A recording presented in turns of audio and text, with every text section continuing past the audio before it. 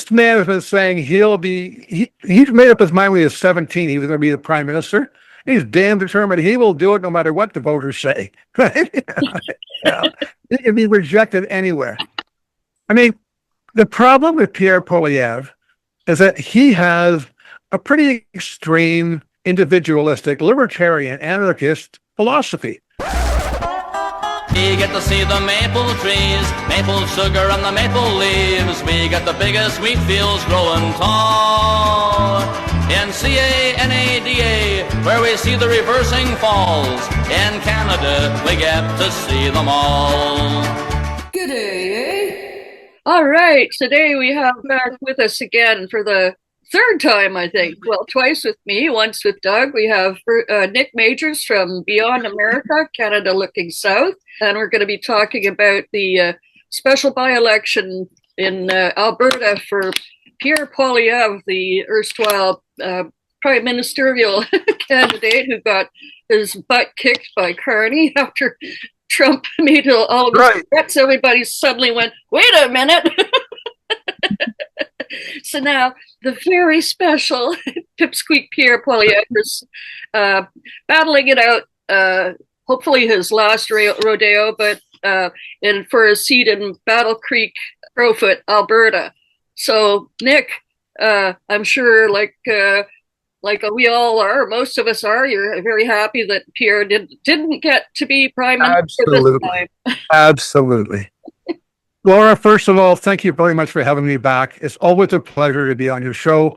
So thank you. And I say hi to all your spectators and all your subscribers. Glad to come out and answer questions, whatever, discuss issues, whatever we can. All right. What we're dealing with today, of course, is Pierre Poilievre. All right. Canada's wannabe prime minister. I mean, this man has been saying he's made up his mind when he was 17 he was going to be the prime minister. He's damn determined he will do it no matter what the voters say. Right? It'd be rejected anywhere. I mean, the problem with Pierre Poilievre is that he has a pretty extreme, individualistic, libertarian, anarchist philosophy that he thinks is the way to go. But he can't present that to the country because nobody will go for it.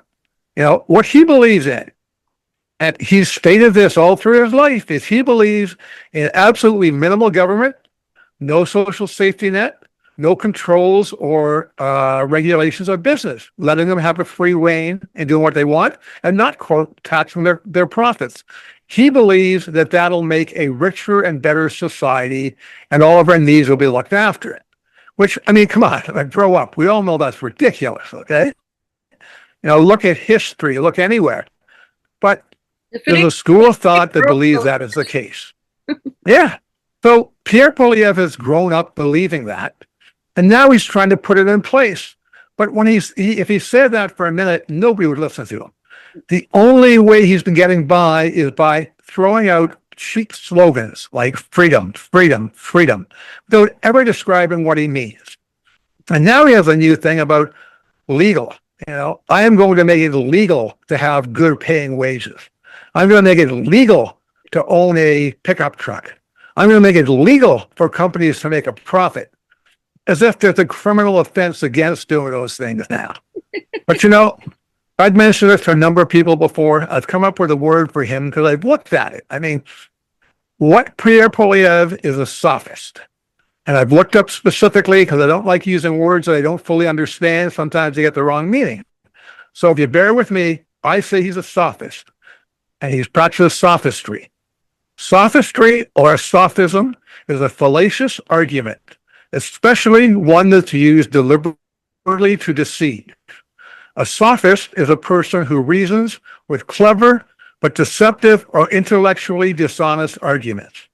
And that is a textbook definition of everything Pierre Poilievre has been doing in his career.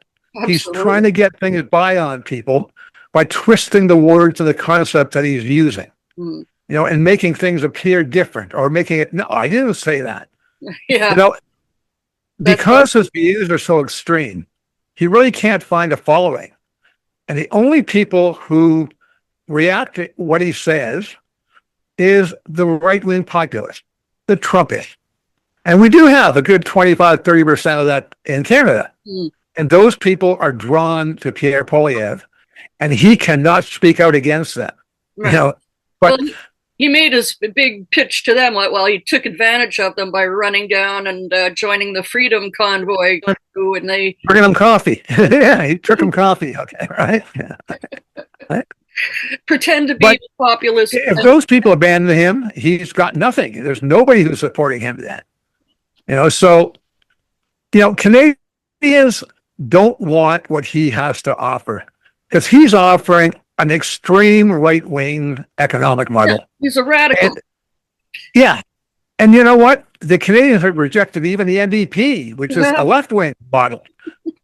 In times of crisis, and Canada faces a lot of problems and a lot of issues. I mean, we've got Trump coming out from the south. We've got, you know, inflation, a lot of things to deal with. Digging our way out still from the COVID economic nightmare and the money that was spent there. All has to be dealt with. Mm. And Canadians really at those times turn to a centrist. They're looking for a centrist idea. They don't want to try something radically out in the far edge, one way or the other. And to be honest with you, in many ways, they want a progressive, conservative candidate. Okay, right? They want somebody who's conservative, that they're not radical, and progressive, that they're protecting our social safety net and the things that we've come to take for granted in Canada that make us who we are. Right. Well, Carney seems to fit that bill as well as anyone could at this time. It seems to be perfect for the economy and all of the other problems right at the moment. I mean, I had some of my American friends say, "What? Your liberal leader is a banker?" Yeah. Yeah. We know he's basically a conservative. Yeah, we know all that. The thing is, so if we but people look for expertise, and that's what they wanted. And if he doesn't deliver, we can always, you know, have a no confidence vote. It's different here. Yeah. And we have Pierre Poilievre out there now holding press conferences saying he has been prime minister for 3 months. And we have not yet solved tariffs. We have not yet solved this. We cannot buy a home for $50,000 yet. He's not doing his job. I mean, come on, Pierre. Okay, right? You know, as always, Poilievre is a politician of grievance. He loves bringing up grievance. He loves building up anger and resentment towards the ruling class, towards the ruling government, whoever they happen to be.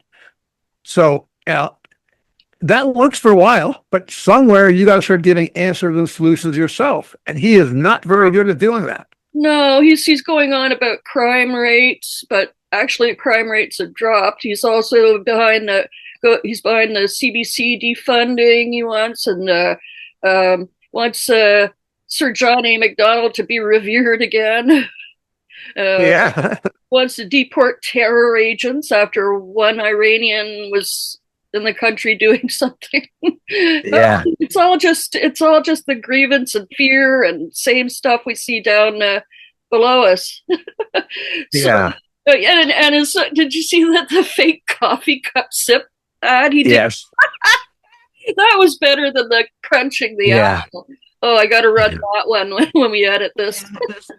So, you know, Poilievre sat in Ottawa as an MP in an Ottawa suburban riding, representing civil servants, to tell you the truth.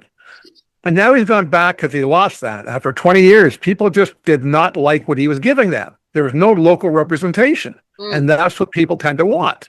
Right. Instead, he was always, I mean, even in this campaign, if you listen to every speech he gives, he is not talking to the people of Battle Creek Crowfoot. Right. He's talking to the country.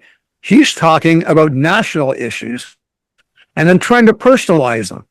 He'll talk about, you know, tariffs and say, but that affects us here, you know? So he just takes all those issues, but he's campaigning for prime minister, not for member of parliament. Right. I don't get it. You know, I mean, he's running. This is probably the most guaranteed seat for him he could possibly get. Right. The Conservatives got 83% of the vote in the last election, and traditionally they've always gotten 80% plus. This is the most right-wing populist riding you can get. By all rights, being the leader of the party, he should be getting 90% out there. He should just walk into there and get 90% and move on his way. But he's not going to do that because he's not a likable guy. I mean, the best analogy I've heard made is he looks like one of the bad guys from the Evil Dojo in the Karate Kid. Okay, right? It really sums up my view of how I see Pierre Poilievre many times. Okay, he's a nasty person. All right, and he's out there trying to win these people over. He's a man of the common people. He's riding in the Rolls Royce in the candidate parade, waving at the people from a Rolls Royce, big red Rolls Royce. Okay, not even a Canadian-built vehicle. Okay. Yeah, so we're talking about so what do you think about a guy like that? We're talking about the seat he's running for in I always get it wrong. Crowfoot Battle Creek riding that was held by Damien Couric, who was just a couple of months shy of his retirement or his pension or something. And he gave it up all for Pipsqueak to fulfill his dream of keeping a seat in Parliament so he can stay the leader of the Conservative Party so he can run again for Prime Minister. But the reason he lost his seat in the Ottawa riding to Bruce Fanjoy was because he was never around to answer to his constituents. So we've got now, thanks to the, what are they called? The change ballot something committee, the Electoral Reform Advocacy Group, longest ballot committee initiative. We now have 214 names on the ballot for one little riding. and a lot of people are annoyed at that because it gums up the process. Yeah, they got so annoyed by it that they're pushing for electoral reform. Yeah, they got so. And we could do with some electoral reform. Our system that we have, if you look at what happens, okay, it really isn't truly representative of the results you get at the other end. And there are a number of ways you can do it that are more effective. And over the years, politicians have time and again pledged and promised we will introduce electoral reform. We'll come up with a better way to elect our members, a better way to give more of a broad representation to all the groups that are out there. But year after year, it's never a priority. They never get to it. So, after decades of it, this group said, we're going to go out there, and basically they are, doing a protest, a demonstration every time that they get a chance by doing this in order to make people talk about it. The solution from the mainstream politicians is we're going to make it more difficult for anybody to run for Parliament. Instead of 100 signatures, you're going to need 1,000. Hey, why not make it 10,000? Okay, right? I mean, you got to remember, they have elections in almost every totalitarian country. Elections aren't what make a country democratic. It's the mechanisms that allow people to participate in that democracy that make it a free country. Right. And that's really important for people to understand. Because Putin loves to stand up and say, I was elected. I won the election. I won. And we all know that it's a sham. Yeah. So, I have my sympathies towards the ballot initiative people who are doing that. I know it's a little messy, but you know what? Democracy is a little bit messy. Okay. And we got to put up with things. And we got to listen to people when they protest and have problems. Well, didn't Trudeau say that was his biggest regret, is that he didn't... Yes. The voting systems. Yeah, he had campaigned saying he was going to put in changes. Right. And he didn't. So, and you can see the results of lack of electoral reform. Look at what's happening in the U.S. Okay, right? I mean, we have a very different system, but at the same time, that's what happens when you ignore electoral reform.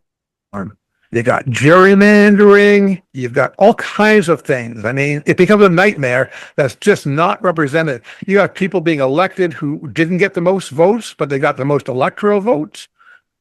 These things are going on all over the place. So democracy takes maintenance, takes thought, it takes experimentation at times. The situation we're here, like with this by-election coming up, by the way, a point that I do want to make is, it is a real threat to Pierre Poilievre, what he's doing in that riding right now. Because, he's lost. He lost the election, and he lost his own personal riding. In this riding, if any riding, as I said before, he should be getting 90% of the vote. If he gets less than 80%, he is being rejected. Voters want nothing to do with him. And if this riding, which is so right-wing populist, doesn't want Poilievre, then nobody wants Poilievre. And I think you may well see that. They have a lot of really good local candidates out there. Yeah, Bonnie Christie looks perfect. Okay? A military veteran. Yeah. Lives in the area. It's got tie roots. Even the Liberal candidate, Darcy Spady, his family's been in that area for years. He's tied to the petroleum industry, local. He has a good reputation. There are a lot of people who are willing to represent those people and what they believe locally. And they got this guy flying in from Ottawa, right, saying, hey, vote for me. I mean, come on. With his price tag. Like I said, there's a little doubt he's going to win. But I started back in January saying I couldn't see the Conservatives not winning the election. My deepest hope at the time was that they did not get a majority. Mm. Okay? Yeah, I remember that all turned around. Okay? I will say the same thing here. Now, I can't see Poilievre not winning the riding. I'm hoping that he gets less than 80%, meaning he will be challenged by someone for the Conservative leadership, and perhaps they will come up with something that's a bit more appetizing to Canadians to give us a choice, because we don't have one right now. Yeah. Maybe Stephen Harper can come back. Yeah. He's anti-Trump. Yeah. Oh, yeah. Crazy. So I don't know what to say. I've been doing I actually spent some time doing things recently. This is my own background, like going to Danielle Smith's Twitter feed. Oh yeah, it is amazing how strong her support is. I wouldn't say percentage-wise. I mean vocally. Okay, and this is on social media. Gotcha. Yeah. But no matter what she posts, hundreds and hundreds and hundreds of people post right under it saying, you should be the next prime minister. You will be Canada's first female. It just goes on and on and on and on. I suspect a lot of that is bots are interfering Canada too. Because I've seen a lot of Canadian videos that have a lot of the same kind of bot speak as American ones too. So I don't take that for, Yeah. What is she still? She's still pushing for the initiative. Referendum. Yes. She needs 177,000 signatures to get that initiative on the ballot, or is it already a done deal? I haven't followed it. I haven't followed it either. Okay, I know that's getting close. Referendum on Alberta independence. I should mention. Yeah, I mean, they always had an ability to have referendums. She just dramatically reduced the threshold from, I think it was 20%. You need to get 20% of the registered voters to sign in order to have a referendum. She dropped it to 10% because a referendum on separation would never get 20% of the voters signing it. 10% they might. So it was a way to make it easier for them to get a referendum. Won't pass, but they wanted to do it. I want to know, though, why is the Canadian media not asking questions in Crowfoot Battles Creek about that? Why are they not asking Pierre Poilievre, okay, if Alberta has a referendum to separate, who will you campaign for? Who will you speak out for? Okay? Tell us, right? I want to hear the answer. He wants to always have press conferences. Well, come on, tell us what you believe in that. But, Skippy is just slogans. He's a slogan master, okay, right? He's at it again, So what has he said? Has he said anything? Nothing. He has been totally quiet on the subject, saying he believes Alberta has is an important part of Canada, okay, right?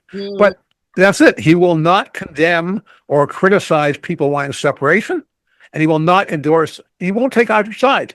He just wants to go down the middle because he knows he'll alienate people if he takes a stand. Right. To tell you the truth, you can't go through life without making your beliefs known, especially if you're running for politics. You want to be prime minister.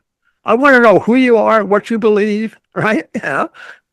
If for even a second, this man would say, I support Alberta separating because of their grievances, he's disqualified himself from any consideration of prime minister of Canada. Exactly. That's it. And I think most voters would say that. But if he does not do that, okay, right, he alienates all the right-wing support he's got in Alberta. Okay, right? So I wish people are holding his feet to the fire in the by-election saying, give us a straight answer. What do you believe is Alberta's place in Canada? Yeah, and especially now that the energy pipelines are going to be going through from Ontario to Alberta and possibly to BC. We're still, I think, in some discussion with Indigenous groups and environmental groups in the West, but I'm not sure. But I know Ontario and Ontario and Alberta have agreed on the pipeline. At least in its current written form. Yes. Yeah. Yeah. No matter what you do, look, pipelines, even when there's absolutely no opposition to them, take years and years to build. They are not something you just do. I mean, look at trying to build a subway across Toronto, okay, right? It just takes years and years and years, okay? Yeah. So you've got to buy the land, get the land, dig, go through mountains, go through rivers, it's a huge undertaking. So yes, I can understand the need for it. There's also a point, by the time they get it built, I don't know how relevant it's going to be. Right. I mean that, okay, right? I mean, I know you've got to be thinking ahead. But at the same time, this planet is running out of oil. Yeah? Alberta included, okay, right? 50 years from now, I don't think oil is going to be our main source of energy. God, I hope not. We were saying that 40 years ago. Yeah, that's true too.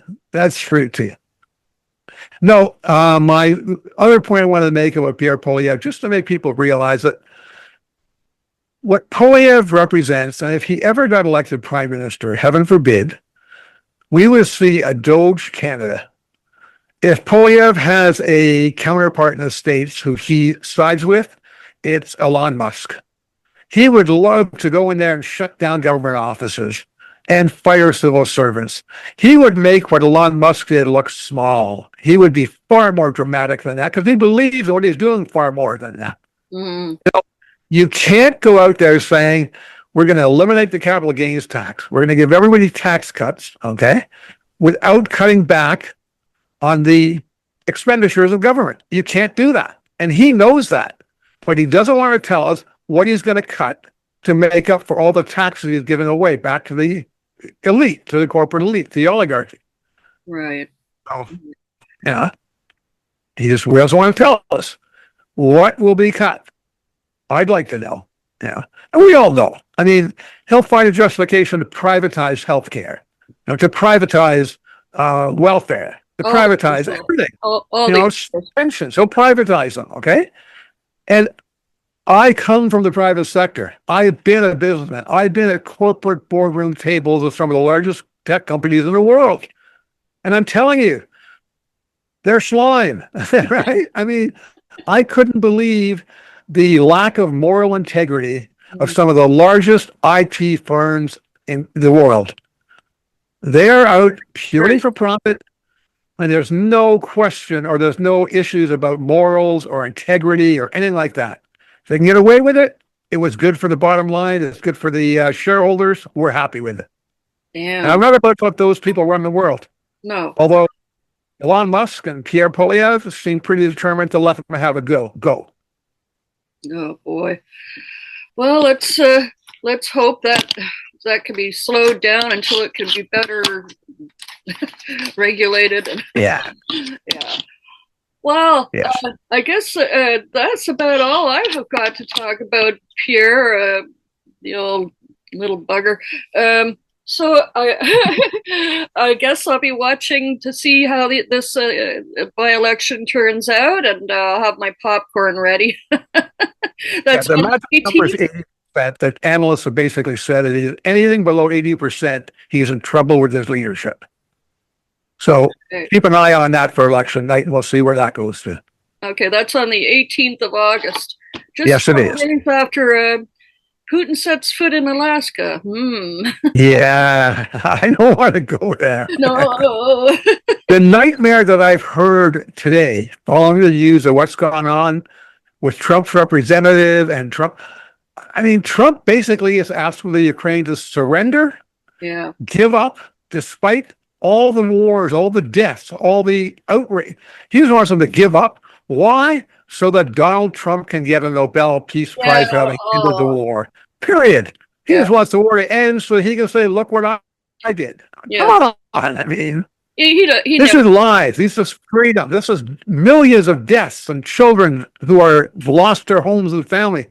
And his approach to it is, how can I get like the next Gulf? Yeah. I mean, it's insane. Yeah.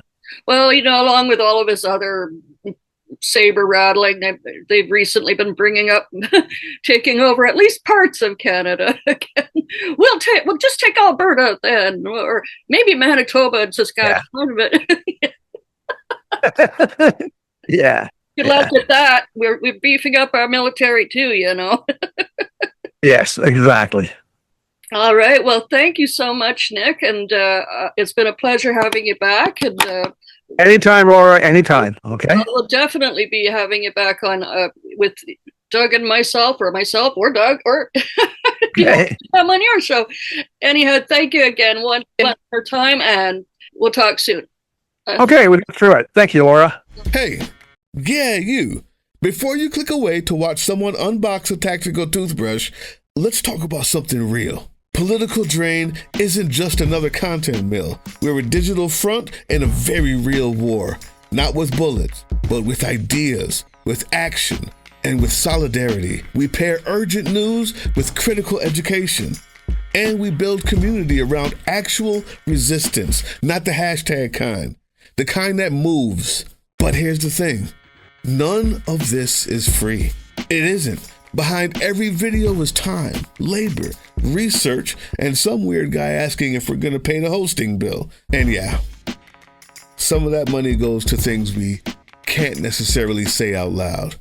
If you know, you know. Let's just say our special ops aren't Call of Duty LARPers. They're people making real moves to protect, uplift, and organize. You're not just funding a channel. You're funding a resistance network in a world where capital still calls the shots. Unfortunately, in a system built on artificial scarcity, even mutual aid has a price tag. And if we want to grow, if we want to win, we need your help. We need your help. So if you've got even a few bucks to spare, toss it our way.